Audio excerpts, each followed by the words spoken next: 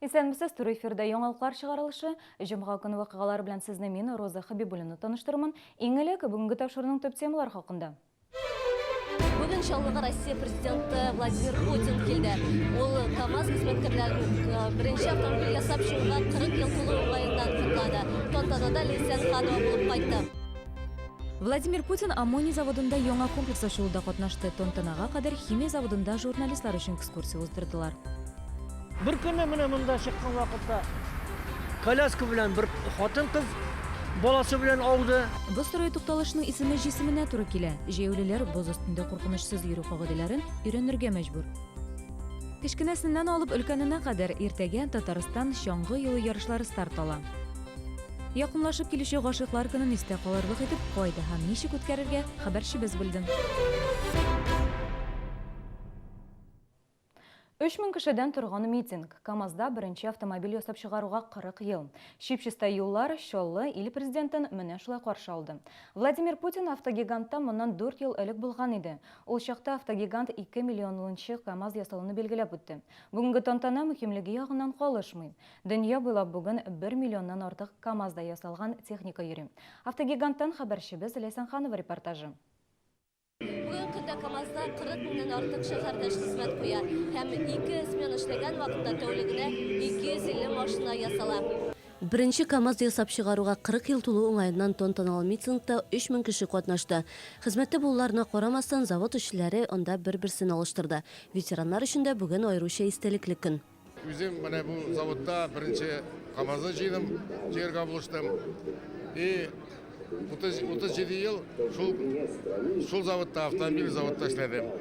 Минем хәтеремдә бөтен көннәр дигән кебек. Автомобиль кую двигательләр заводлары митингта бүген автогигантны бер бөтен итеп тоткан һәр заводның үз тарихын күргә мөмкин булды.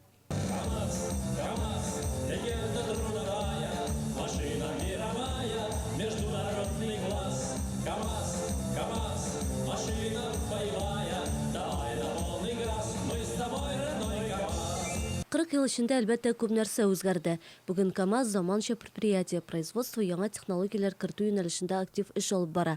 Россия базарында КамАЗ йөк машиналары 50% өлешне алып тора. 2 миллиона 173 тысячи автомобилей, Николай Иванович об этом сказал. Это огромное количество. Я еще посмотрел, сколько на сегодня в эксплуатации. В России 854 тысячи автомобилей до сих пор в строю. Тантаналы митингның иң көтелгән кунагы Владимир Путин булды. Аны биредә бик җылы каршы алдылар. Сюда приехало много молодых людей, которые не только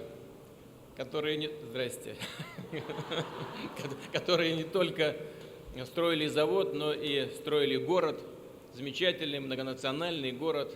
Владимир Путин әйтүенчә, автогигант Чаллының йөрәге ул. Ил икътисадына саллы өлеш кертә. Дөнья җитештерүчеләре арасында 11нче урынны алып тора. Сан ягыннан гына түгел, сыйфат ягыннан да үсештә. Мы всегда поддерживали ваши предприятия. И несмотря ни на какие сложности в экономике, вы знаете о них, мы будем поддерживать такое нужное для нас предприятие, как КамАЗ, и в будущем. Будем все делать для того, чтобы рабочие места были обеспечены, а страна имела возможность перевозить необходимые продукты, необходимые товары, грузы на таких замечательных машинах, которые вы производите. С праздником вас! Спасибо вам большое! Поздравляю! Лейсен Ханова, Дмитрий Рачев, яңалыклар. Автогигант хезмәткәрләрен истәлекле дата уңаеннан кутлаганнан соң Владимир Путин КамАЗда генераль дирекцияда зур киңәшмә үткәрде. Биредә Россиянең хәрби сәнәгать комиссиясе утырышы булды.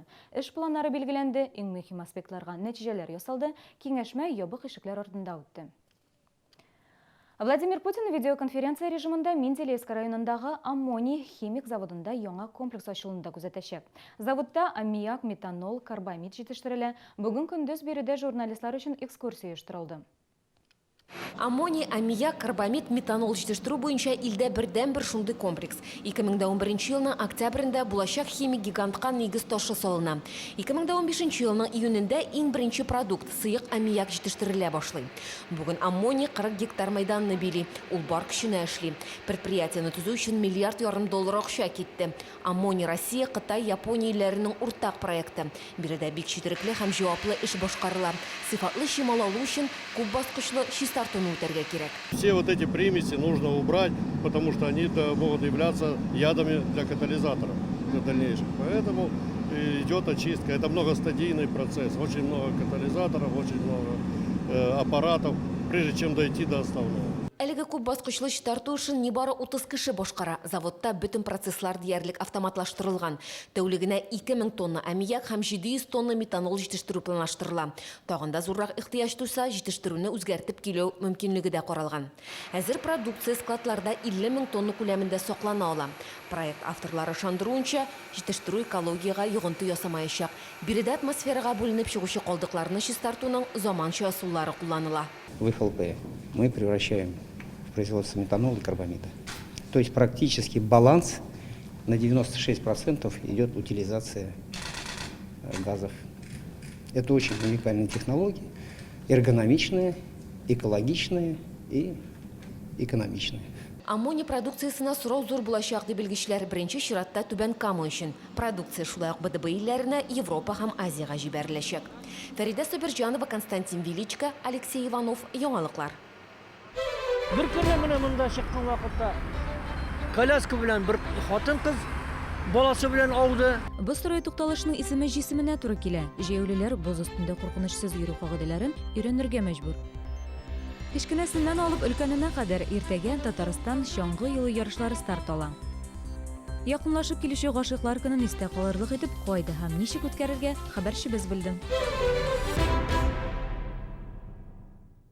Балыкка, бәрәңге янына май, салатка, шәп.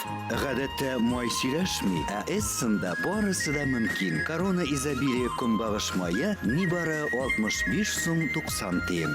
Бары икесеннән 15 февральгә кадәр.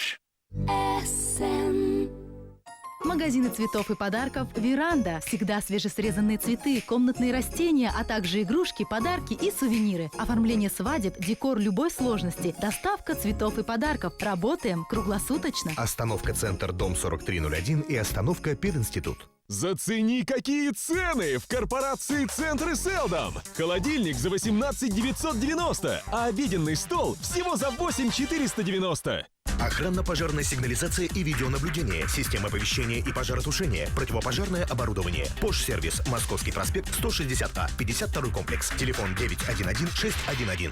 Качественное решение проблем при катаракте и глаукоме. Снятие очков у детей до 1,5 диоптрий. Кабинет медицинских анализов. Клиника Газизовых, 1408.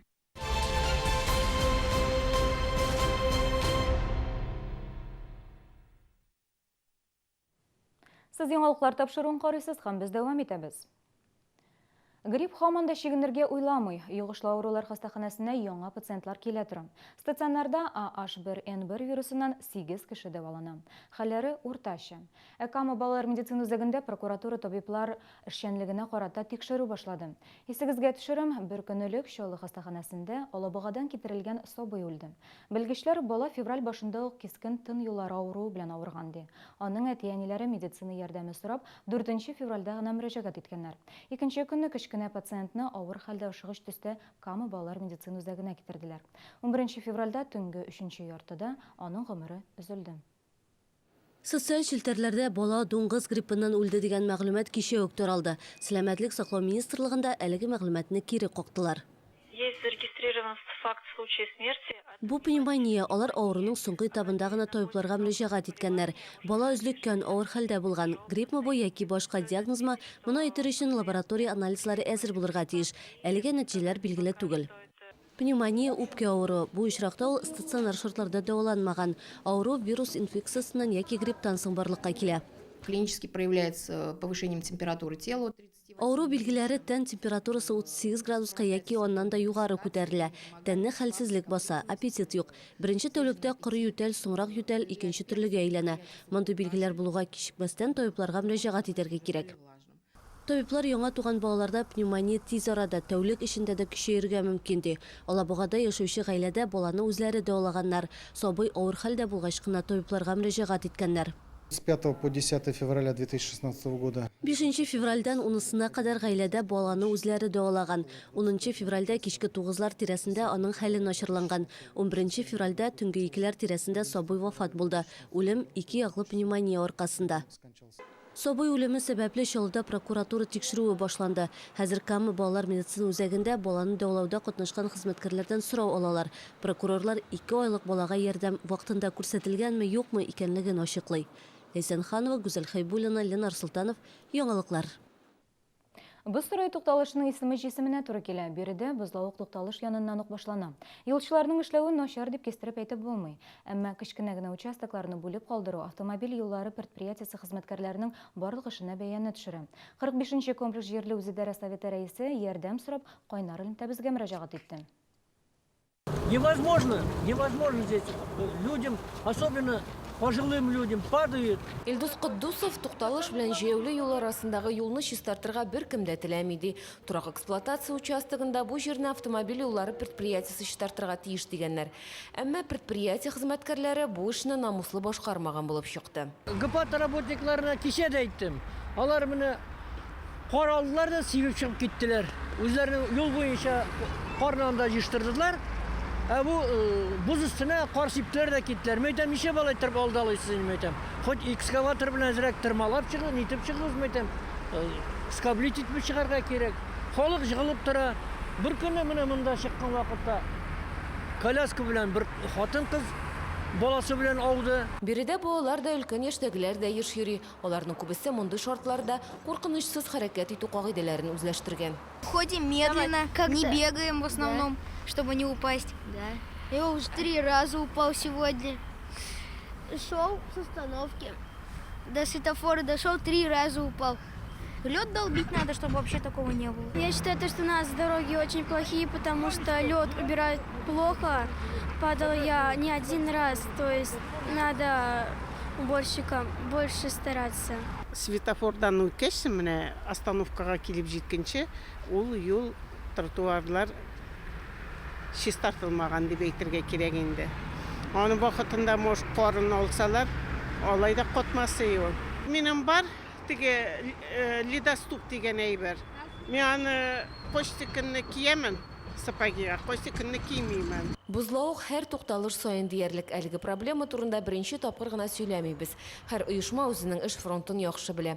Автомобиль юллары предприятиесендә тоз да акым да җитәрлек күләмдә дип белдерделәр. Шунсы гаҗәпләндерә, тукталыш алдын чистарткач ярты чиләк реагентны җәяүле сукмагына илтүче юлга сибәргә дә мөмкин булыр иде бит. Әмма тукталыш алдын һәм җәяүлеләр кичү яны чистарту белән генә шикләнә. Алга таба да шулай барса, безнең шәһәрдә бузда хәрәкәт итү буенча яңа спорт түре барлыкка килергә дә бик мөмкин. Фәридә Сабирҗанова, Гүзәл Шиһапова, Дмитрий Рачеев, Яңалыклар. Шәһәр үзәгендә урнашкан сәүдә йортына йөрүчеләр дә гомерләрен куркыныч астына куярга мәҗбүр. Сөембикә проспекты буйлап урнашкан зур кибет яны мәйданында җәяүлеләр өчен юл юк. Шуңа күрә шәһәрдәшләр автомобиль юлы буйлап йөрергә мәҗбүр. 11-нче комплекста Арарат ресторанынан алып Омега сәүдә үзәгенә кадәр җәяүле юлы юк. Шәһәрдәшләр машина юлы буйлап йөрергә мәҗбүр. Биредә якындагы вузларда укучы студентлар еш йөри. Гел борылып, машина сине бәрдерми микән дип барырга кирәк. Кышын юлларда бозлавык, машинасына кирип китүең бар. Язын кырыйдан гына барырга тырышасың да, машиналар пычрак су чәчрәтеп китә. Тәрәзәдән ямьсез сүзләр дә кычкырып калалар. Юллар әйбәт түгел бездә, безнең шәһәрдә. Тротуар юк, машиналарның үтеп киткән берничә минут көтеп торырга кирәк. Очень сложно ходить. Йөрергә бик авыр, айрыша безгә өлкәннәргә тайгак тротуарлар юк. Чистартмыйлар, автомобиль белән бер юлдан йөрибез. Машина йөртүчеләр киресенчә җәяүләрдән зарлана, әмма аларның гаебе юк икәнлеген дә аңлый. И у нас не только здесь. Бу проблема башка комплексларда да бар. Мәсәлән, 45-нче комплекстан үзәк тукталышына кадәр тротуар юк. Кешеләр юл буенча йөри, юл бирергә тырыша. Әлеге проблемадан чыгу юлы бармы? Бу сорау белән без үзәк районы җитәкчелегенә мөрәҗәгать иттек. Белгечләр юл белән бәйле сорауларны автомобиль юллары предприятиесе хәл итә диделәр. Проблеманы тизрәк чишү өчен халык порталына мөрәҗәгать итәргә киңәш иттеләр. Автомобиль юллары предприятиесе үз чиратында аңлатма бирүдән баш тартты. Гүзәл Шихапова, Рамиля Алексеева, Яңалыклар. Иртәгә республика күләм чаңгы юлы ярышлары старт алачак. Биредә катнашырга инде 11 меңнән артык шәһәрдәшебез теләк белдергән. Күбесе мәктәп укучылары, студентлар, оешма хезмәткәрләре. Яр буе паркында трасса әзер, һава торышы җылы, көн кояшлы. Спорт яратучы шәһәрдәшләр ярышлар башланганын көтеп тормыйча, бүген үк чаңгыга басты.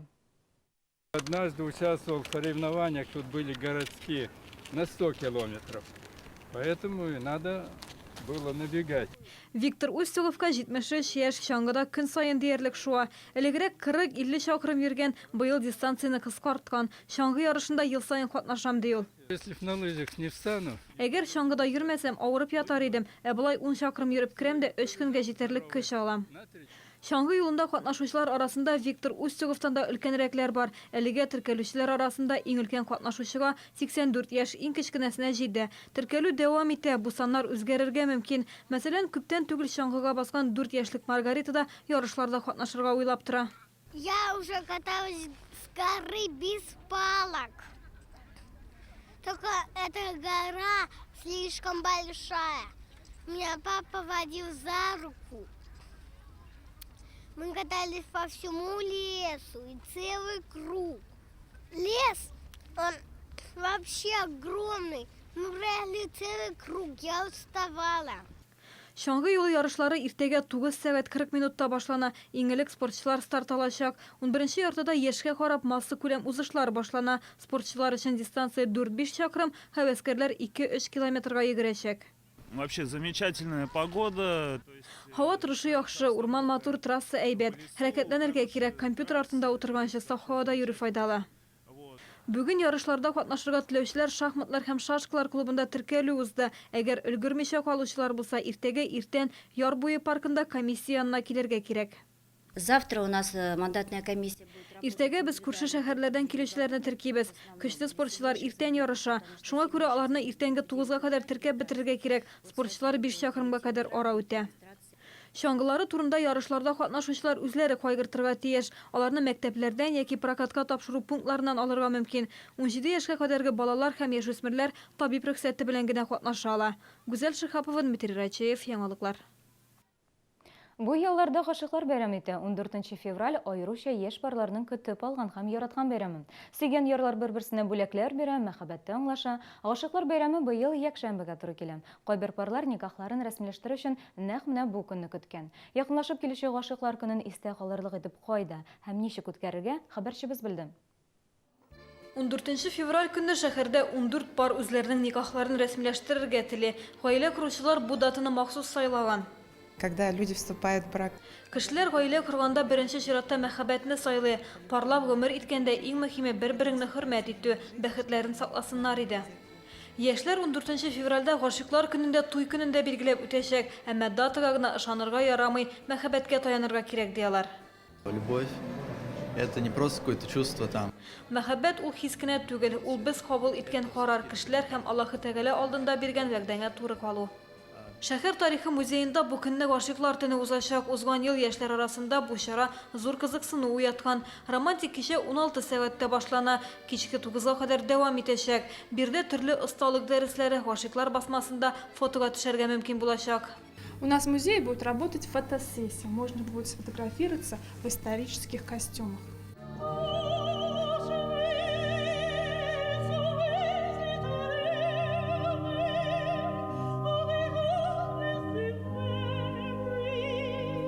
Орган залында гашыклар өчен рояль, саксофон, орган һәм башка инструментларда мәхәббәт көйләре яңгыраячак. Концерт мәхәббәт турында сөйләшик дип атала. Шәһәрнең кинотеатрларында, кафеларда да романтик кичәләр уздырыла. Гашыклар көне бары тик уңай хис кичерешләр генә бүләк итсен дигән теләктә калып, Гүзәл Шихапова, Ксения Антонова, Яңалыклар. Бүгінгі менә шулар, якынлашып килүче ялларыгызны якыннарыгыз белән уздырыгыз, бер-берегезне яратыгыз, сау булыгыз.